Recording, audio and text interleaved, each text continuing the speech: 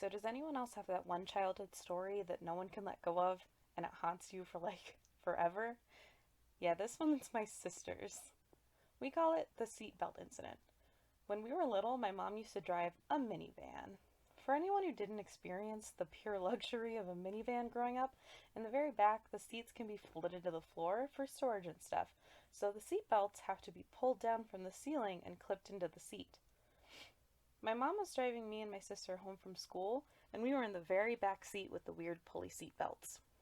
Like most children, I'd figured out how to use them at that point, but my sister, not so much.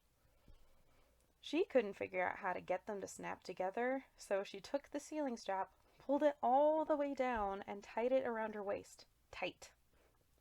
If you've ever pulled super hard on a seatbelt, you'd probably know that it locks up and it doesn't let you pull it anymore. The more you pull, the more it tightens, for safety and stuff. So as you can imagine, every time the car would stop, my sister's seatbelt would pull and lock a little bit each time, pulling it tighter and tighter.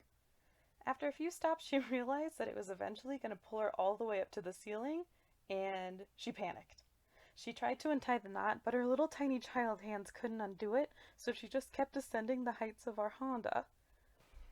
She started to freak the heck out, and my mom finally looked back to see my sister dangling from the ceiling like a piñata.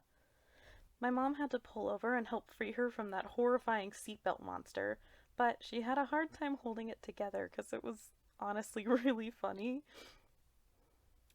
After 20 minutes of trying to untie her, my mom decided to just get some scissors and chop off the seatbelt. For years after, people asked us why we were missing a seatbelt in the car, and my sister wouldn't let us tell anyone because she was too embarrassed. Don't worry, my sister thinks this whole situation's hilarious now.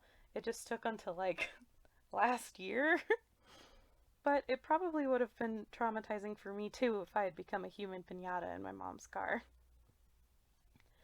Hey, I hope you enjoyed the video and got a laugh out of it like I did.